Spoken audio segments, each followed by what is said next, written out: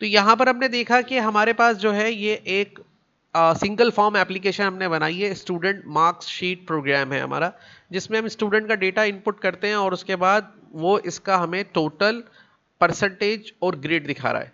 सो इसका एक डेमो ले लेते हैं कैसे काम कर रहा है ये। तो यहाँ से हम गए इसके अंदर और मैं भी इसके अंदर ये इसका डेटा पुट कर दूंगा जो मुझे प्रोसेस करवाना है। तो मैंने यहाँ पे कुछ वैल्यूज़ को इंटर कर दिया, सही है, और यहाँ पे इंटर करने के बाद इसको मैंने प्रोसेस कर दिया। तो पार्ट्स ऑफ 10 परसेंटेज और ग्रेड तीनों चीज़ें इसकी कैलकुलेट होकर आ रही है। लास्ट टाइम हमने टोटल और परसेंटेज तो कैलकुलेट कर ही लिया है, लेकिन थोड़ा सा रिव्यू कर लेते हैं प्रोग्राम में। तो सबसे पहले हम टेक्स्ट बॉक्सेस के नेम नोट कर लेते हैं। इसका नाम है टेक्स्ट बॉक्स सी, यहाँ पे नोट कीजिएगा जो नाम लिखे हुए आ रहे हैं इनके। Text box C, text box HTML, text box CSS, text box JS, text box VB, text box marks obtained, text box percentage, text box grade, text box roll number, text box full name, text box father's name, text box surname, text box school, button new, button process और button close, ये इसके controls के नाम हैं। जबकि form का नाम हमारा है फॉर्म 1 और फॉर्म का कैप्शन जो हमने लिखा है यानी कि टेक्स्ट प्रॉपर्टी में स्टूडेंट मार्क्स कैलकुलेटर ऐप लिख रखा है। सो अब देखते हैं कि हमने कोड कैसे करना है और कहाँ पे ये कोड काम करेगा। सबसे पहले हम जाते हैं प्रोसेस के बटन पर डबल क्लिक करते हैं तो ये हमारा कोड व्यू खुलेगा। तो कोड व्यू के अंदर आप देखेंगे मैंने क्या कर रखा है। सबसे पहले यहाँ ऊपर आ जाए तो यहाँ पर आपको पब्लिक क्लास फॉर्म 1 है तो मैंने वेरिएबल्स यहाँ डिक्लेयर किए हुए। अब यहाँ पर आपको एक बात और समझने को मिलेगी कि अगर हम पब्लिक क्लास 1 यानी कि फॉर्म 1 के अंदर डायरेक्ट वेरिएबल डिक्लेयर करें या बटन प्रोसेस अंडरस्कोर क्लिक में कोई भी अपने वेरिएबल क्रिएट करें या फिर रीसेट वाला या क्लिक वाला जो बटन है हमारा न्यू वाला इसमें वेरिएबल क्रिएट करें तो इसका क्या क्या मतलब होता है। देखो अगर आप वेरिएबल किसी मेथड के अंदर डिक्लेयर कर रहे हो, लाइक ये एक प्राइवेट मेथड है ना, प्राइवेट सब क्या है, ये एक मेथड है, ये यहां से स्टार्ट हो रहा है और ये एंड कहां पे हो रहा है, ये इसकी बॉडी है, और इसके अंदर आप कोई वेरिएबल डिक्लेयर कर रहे हो, बना रहे हो, तो उसका स्कोप, उसका स्कोप मतलब इस्तेमाल इसी मेथड के अंदर होगा। मतलब आप उसको इस वाले मेथड के अंदर इस्तेमाल नहीं कर सकते। ये जो बटन है ना, बटन तो देखो इस ऑब्जेक्ट का नाम है जो ग्राफिक्स में नजर आ रहा है। बटन को चलाने वाला जो है वो इसका मेथड है जो इसके अंदर बना हुआ है जिसमें आप कोड कर रहे हैं। दो चीजें हो गई ना, देखो बटन तो ये हो गया शीट, और जो इसके अंदर वायरिंग हुई हुई है वो इसका मेथड है। अगर कोई भी वेरिएबल हम इसके अंदर डिक्लेयर करेंगे तो उसका स्कोप इसी मेथड के अंदर होगा, सही है, और उसका यूटिलाइजेशन भी इधर ही होगा। इसके अंदर जो वेरिएबल डिक्लेयर हुए हैं वो कहीं और दूसरे मेथड में इस्तेमाल नहीं हो सकते। सही है, समझ में आ रही है बात, कोई परेशानी हुई? ठीक है। तो दूसरी बात अगर आप चाहते हैं कि जैसे हमारे इस फॉर्म के अंदर कितने मेथड बने हुए हैं, एक बना हुआ है बटन प्रोसेस का मेथड है, दूसरा बना हुआ है बटन क्लिक का मेथड है, दो मेथड है, और तीसरा है बटन क्लोज का मेथड है। आप वेरिएबल ऐसी जगह पे डिक्लेयर करें जो सब जगह पर एक्सेसिबल हो, हर मेथड में जो अब तक बने हुए और आगे जाके जो बनाए, तो उसको हम कहते हैं ग्लोबल स्कोप। कौन सा स्कोप? ग्लोबल वेरिएबल डिक्लेयर करने के लिए आपको वेरिएबल पब्लिक क्लास फॉर्म 1 के बाद डिक्लेयर करने होंगे, जिसे हम कहते हैं general decoration area. General decoration area जब आप इसके अंदर वेरिएबल डिक्लेयर करेंगे तो ये कहलाएंगे ग्लोबल स्कोप वेरिएबल, और जब आप किसी मेथड के अंदर वेरिएबल डिक्लेयर करेंगे तो वो कहलाएगा लोकल स्कोप वेरिएबल। मतलब मेथड के अंदर है तो उसका इस्तेमाल भी मेथड के अंदर है, ग्लोबल में है तो इसका मतलब इस फॉर्म के अंदर जितने भी मेथड क्रिएट होंगे उसका इस्तेमाल सब में यकसा तौर पे किया जा सकता है। जैसे एक पानी की टंकी अगर हम इस कमरे में फिट कर दें तो वो लोकल स्कोप वेरिएबल की तरह है जो इस कमरे में ही पानी देगी, लेकिन अगर वही टैंक हम अपने छत के ऊपर जाके बना लें तो वो एक ग्लोबल स्कोप टैंक होगा जो तमाम रूम्स, बाथरूम्स, जहां पर भी हम चाहें पानी का एक्सेस ले सकते हैं। सही है। अब आते हैं कि हमने इस प्रोग्राम में किया गया था कि यहां पर हमने कुछ वेरिएबल डिक्लेयर किए थे, सी, HTML, CSS, JS, VB, और उनकी टाइप क्या रखी थी? डबल।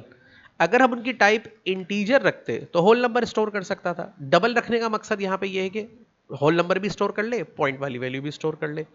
यहां पर हर एक सब्जेक्ट के लिए एक वेरिएबल डिक्लेयर किया है और दो वेरिएबल एक्स्ट्रा डिक्लेयर किए हैं, एमओ और पी पर के नाम से। एमओ मतलब मार्क्स ऑब्टेन्ड, पर मतलब परसेंटेज के लिए। अब ये ग्लोबल स्कोप वेरिएबल है तो हर मेथड में हम इसको इस्तेमाल कर सकते हैं।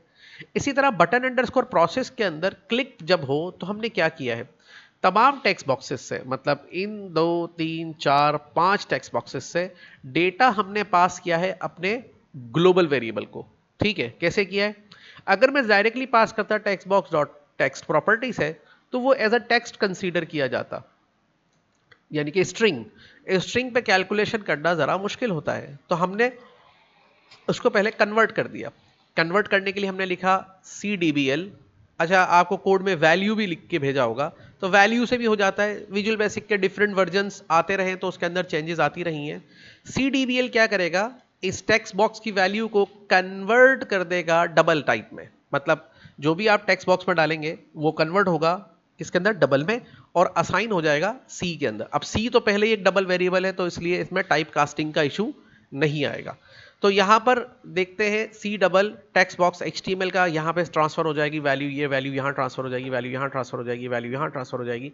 और उसके बाद यहां पर जाके इन सबको हमने वेरिएबल्स को प्लस करके एक दूसरे वेरिएबल में आंसर ले लिया एमओ में। तो यहां पे देखिए इन सबका टोटल कहां आ जाएगा, एमओ के अंदर। और PER के अंदर परसेंटेज बनाने का तरीका यह है कि एमओ को मल्टीप्लाई करेंगे 100 से और डिवाइड कर देंगे 500 से। इन आवर केस 5 सब्जेक्ट हैं तो 500 से कर रहे हैं। अगर आप 8 सब्जेक्ट रखते हैं, 10 रखते हैं, तो जो भी उसके टोटल मार्क्स है आप उससे इसको डिवाइड कर सकते हैं। तो आंसर ये काम होगा लॉजिकली, इसे हम कहते हैं लॉजिक्स। आपने दो लॉजिक बनाई है, एक लॉजिक बनाई है प्लस करने की अर्थमेटिक की, दूसरी लॉजिक बनाई है परसेंट की। तो वेरिएबल की वैल्यू आ जाएगी पर में, तो एमओ में मार्क्स ऑब्टेन्ड आ जाएंगे, पर में आपका परसेंटेज आ जाएगा। इसके बाद आप इन वैल्यूज को डिलीवर करने वाले। डिलीवर कैसे करेंगे कि अब आपको इन टेक्स्ट बॉक्सेस पे ये वैल्यू दिखानी है। अब मार्क्स ऑब्टेन्ड का नाम था टेक्स्ट बॉक्स और परसेंटेज इसका नाम था। ठीक है, तो अब आपने लिखा, जब आप वैल्यू ले रहे थे तो असाइनमेंट ऑपरेटर के राइट साइड पे आपका टेक्स्ट बॉक्स का नाम था और असाइनमेंट ऑपरेटर के लेफ्ट साइड पे वेरिएबल का नाम था। जब आप वैल्यू पास कर रहे हैं तो टेक्स्ट बॉक्स का नाम लेफ्ट साइड पर आ गया असाइनमेंट ऑपरेटर के, और एमओ का नाम राइट साइड पर आ गया क्योंकि एमओ के अंदर मार्क्स ऑब्टेन्ड है। अब आप देख रहे हैं टू स्ट्रिंग मैंने क्यों लिखा है, देखिए जब यहां से वैल्यू ले रहे थे तो स्ट्रिंग को कन्वर्ट कर रहे थे डबल में क्योंकि वेरिएबल डबल था। जब यहां से वैल्यू आप ले रहे हैं डबल, तो यहां पे स्ट्रिंग है टेक्स्ट बॉक्स, तो आप टू स्ट्रिंग करके कन्वर्ट करेंगे। इससे होगा ये कि एमओ की वैल्यू कन्वर्ट होगी स्ट्रिंग के अंदर और टेक्स्ट मार्क्स बॉक्स को, जो टेक्स्ट बॉक्स मार्क्स ऑब्टेन्ड है, उसको असाइन हो जाएगी। सिमिलरली परसेंटेज की भी असाइन हो जाएगी।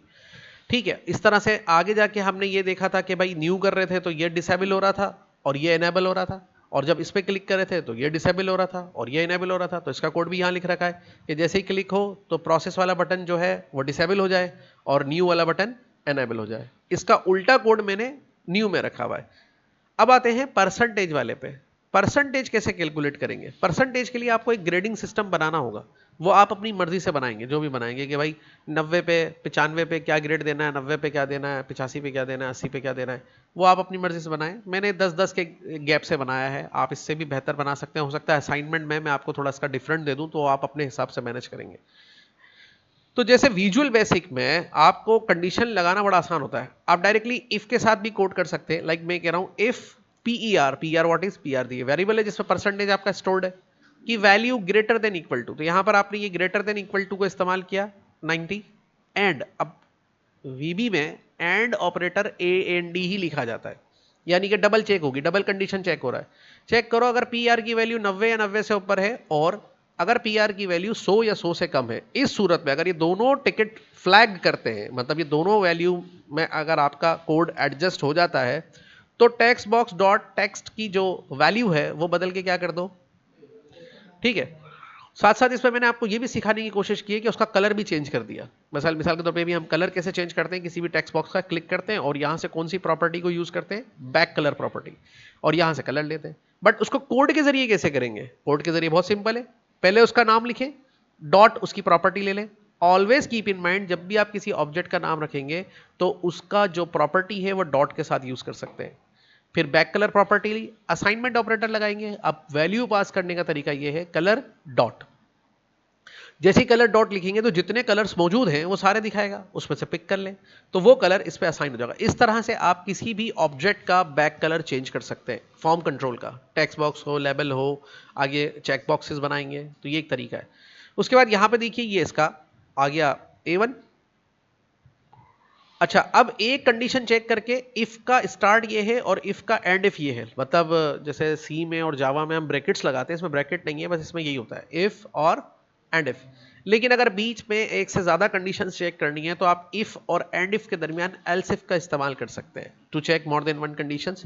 Else if PER greater than equal to 80 and PER less than 90। यहां पर लेस देन यू यूज किया क्योंकि 100 हमारी मैक्सिमम वैल्यू है, और यहां पर इक्वल इसलिए यूज नहीं किया क्योंकि इक्वल यहां ऑलरेडी यूज हो चुका है। अगर 90 हो जाएगा तो वो A1 में फॉल करेगा, लेकिन अगर 90 से पीछे रहेगा, 89.9 रहेगा तो वो स्टैंड अप, ठीक है, तो वो उससे कम रहेगा। ठीक है, तो चलो अभी यहां चलते हैं। एल्स इफ में हम लिख रहे हैं PER की वैल्यू अगर ग्रेटर देन इक्वल टू 80 है, ग्रेटर देन इक्वल टू 80 है, और PER की वैल्यू लेस देन 90 है, तो ऐसी सूरत में ग्रेड वहां पे क्या दिखाना है, ए, और उसका कलर चेंज करके क्या कर देना है, ऑरेंज। वंस अगेन, अब इफ और एंड इफ के दरमियान में जितनी बार चाहे आप एल्स इफ इस्तेमाल कर सकते हैं, ठीक है, इससे कोई फर्क नहीं पड़ता। लेकिन इफ वन टाइम आएगा और एल्स वन टाइम आएगा, इनके दरमियान में एल्स इफ जितने लॉजिक गेट्स आपको बनाने हैं बना सकते हैं। Else if greater than equal to 70 and PER less than 80, तो कितना आ गया, बी ग्रेड, और कलर चेंज करेंगे। आप 5-5 के डिफरेंस से भी बना सकते हैं, 15-15 के डिफरेंस से भी बना सकते हैं, बट पूरा कोड आपका क्लियर होना चाहिए। क्या हुआ हर्ष? अच्छा, else if PER greater than equal to 60 and PER less than 70, तो ग्रेड बन जाएगा C और बैक कलर हो जाएगा एज्यूर। एल्स पे 50 एंड 60 तो बन जाएगा D और बैक कलर हो जाएगा aqua। Else if PER greater than equal to 40 and less than 50 then हो जाएगा टेक्स्ट कलर E, और यहां पर आ जाएगा बीच कलर। फाइनली अब जब आपको इसको फेल करना है तो अब इन सारी परसेंटेजेस के अलावा जब भी कोई इसके अंदर पुटअप हो तो उस पर वो दिखा सकता है एल्स इफ। पर इसमें मैं एक और भी ऐड कर सकता हूं, सपोज एल्स को हम ऐसे बैक साइड पे ले लेते हैं, एल्स इफ करके ये भी कर सकते हैं PER लेस देन 40, क्योंकि 40 के बाद मुझे इसको फेल ही करना है, तो यहां पर फिर इसका कोड मैं ऐसे ले सकता हूं। अच्छा, देन भी इसके साथ लिखना होता है, याद रखिएगा, और यहां पे मैं लिख देता हूं सपोज टू बी फेल, और यहां पर एक कलर जो है कलर डॉट बीज की जगह में कलर डॉट में कुछ और बता देता हूं, suppose to be colour dot blue violet कर देते हैं, ब्लू है, कैट ब्लू कर देते हैं, ठीक है।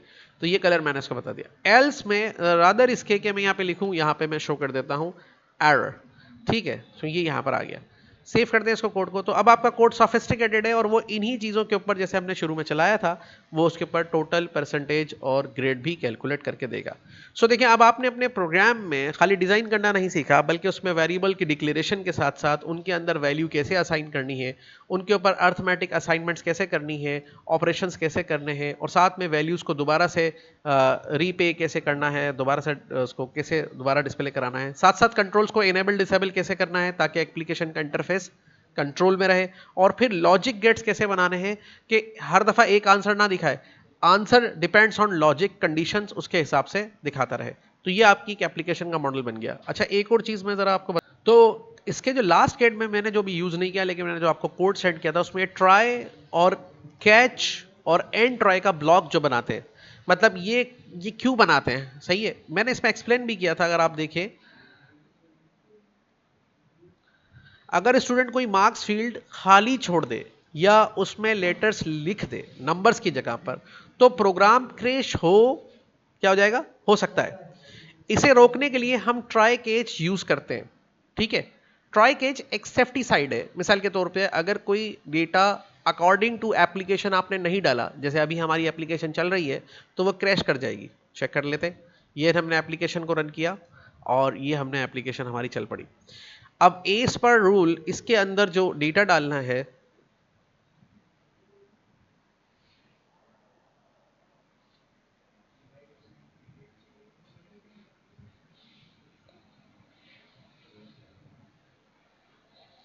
अब इसके अंदर मैंने टेक्स्ट भर दिया, ठीक है, और मैंने प्रोसेस कर दिया, ये एप्लीकेशन हमारी क्रैश कर गई, आ गया एरर। वो कह रहा है भाई ये तो कन्वर्जन ही नहीं हो पा रहा, तुम टेक्स्ट लिख रहे हो और यहाँ तुमने डबल दिया हुआ है। इस चीज से हिफाजती इकदाम के लिए, अपने कोड को बचाने के लिए हम ट्राई केच का इस्तेमाल करते हैं। हम इसको ट्राई में डालेंगे कोड को, ठीक है, और उसको कैच करेंगे यहां पर इस तरीके से। मेहरबानी करके तमाम मार्क्स सही इंटर करें या कोई भी इस तरह की एरर बना देंगे और एंड ट्राई कर देंगे। इससे हमारा कोड क्या होगा, ट्राई ब्लॉक में वो कोड लिखा जाता है जो रिस्की हो सकता है, यहां कन्वर्ट टू डबल फेल हो सकता है अगर फील्ड खाली हो या लेटर्स हो। अगर एरर आए तो प्रोग्राम क्रैश नहीं होगा, सीधा केच ब्लॉक चला जाएगा और केच एक्सेप्शन पर एरर को पकड़ता है और मैसेज बॉक्स शो कर देगा कि आप स्टूडेंट को दोबारा हिदायत देके बता दें कि वो सही डेटा इंटर कर दें। ट्राई केच एक सेफ्टी नेट की तरह काम करता है, जिसे क्रिकेट में विकेट कीपर बॉल और ग्रेन गिरने से पहले पकड़ लेता है। इसे एप्लीकेशन प्रोफेशनल और क्रैश प्रूफ बनाती है। ठीक है, अब समझ में आ गया ट्राई केच का ब्लॉक। तो हम भी बना लेते हैं ट्राई केच का ब्लॉक। ट्राई लिखना है वो केच तो खुद ही बना देता है उसके ऊपर। तो यहां पर हम लिखेंगे सपोज टू बी ट्राई, ये खुद ही बना देता है ट्राई केच वगैरह सारा। ठीक है, तो अब हमें केच में कौन सा कोड लिखना है, बाकी तो कोड ट्राई में ही जाएगा। ये कोड हम उठा के यहां से उठा के पूरे कोड को केच में डाल देते हैं और यहां पे लिख देते हैं कैच एक्सेप्शंस। ठीक है, और कैच एक्सेप्शंस में अपना जो मैसेज दिखाना है मैसेज बॉक्स है, जैसे इसमें जो मैसेज बॉक्स में लिखा हुआ मैं वही दिखा देता हूँ, वरना दोबारा लिखना पड़ेगा सारा का सारा। तो यहाँ से लेके हमने ये इसके अंदर डाल दिया। आप अपना मैसेज खुद बना सकते हैं, इससे कोई फर्क नहीं पड़ता। मैसेज बॉक्स हमने सीखा है कैसे बनाते हैं।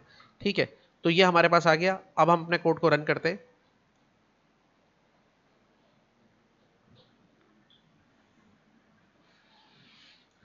ठीक है, तो ये आपकी एप्लीकेशन की सेफ्टी साइड आ गई। तो मैंने यहाँ पे कुछ टेक्स्ट डाल दिया और उसके बाद कुछ में नंबर डाला, प्रोसेस कर रहा हूँ। तो कह रहा है मेहरबानी करके तमाम मार्क्स सही नंबर में दर्ज करें। इस तरह से हर एक कोड को रिस्की जहां पर हो आप अपना ट्राई केच लगा सकते हैं और मैसेज में उसको उसी पॉइंट पे समझा सकते हैं कि भाई ये सही कर ले। ठीक है, तो अब वो समझ जाएगा, सही कर लेगा उसके ऊपर वो, और उसको प्रोसेस करा देंगे। ठीक है, क्लियर।